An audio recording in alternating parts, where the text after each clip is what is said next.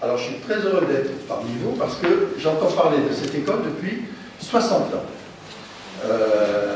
En tout cas 55. Et les premiers créatifs que j'ai engagés sortaient de Charpentier. Et j'en engage toujours venant de Charpentier.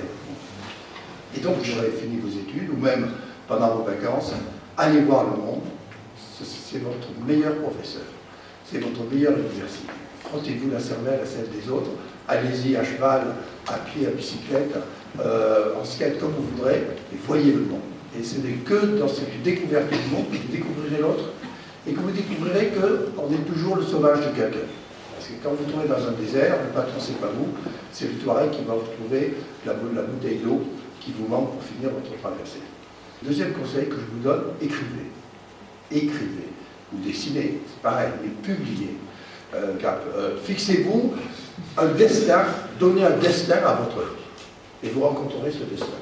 Ces petits morceaux de culture, à condition qu'ils soient culturels, à condition qu'ils soient créatifs, à condition qu'ils soient courageux, à condition qu'ils aient de l'âme, ces petits morceaux de culture française qu'on leur envoie, on va les imprimer.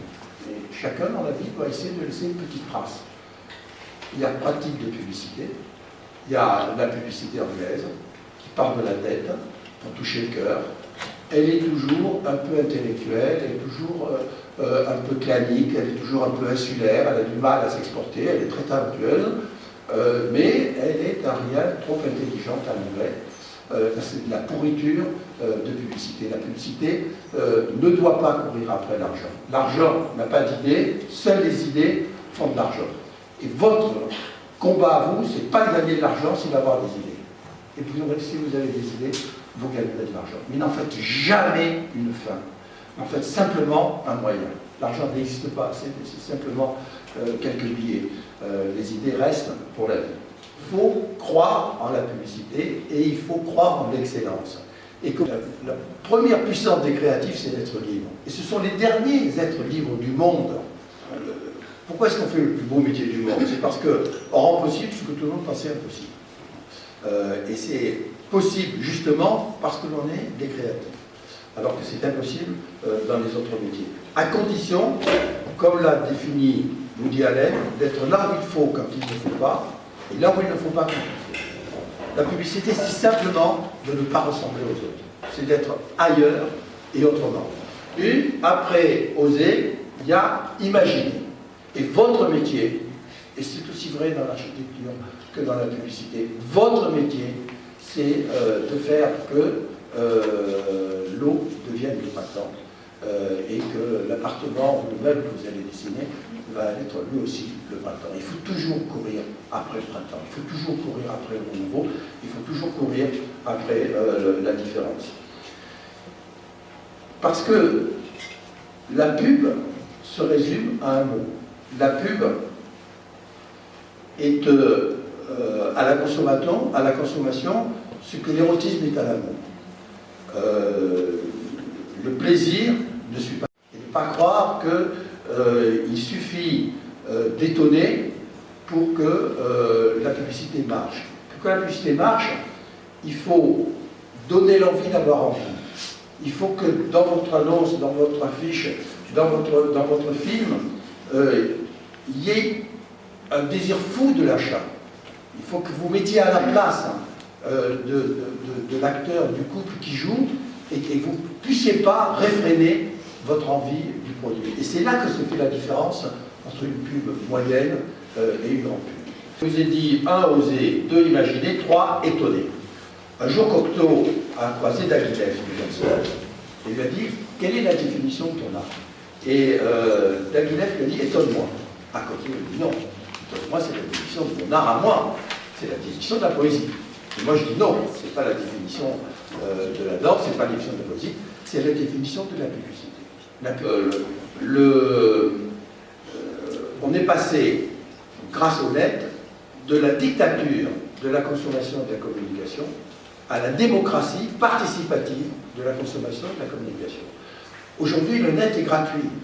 Donc si votre idée ne crée pas son propre pouvoir de diffusion, c'est de créer une idée qui ne vieillira jamais.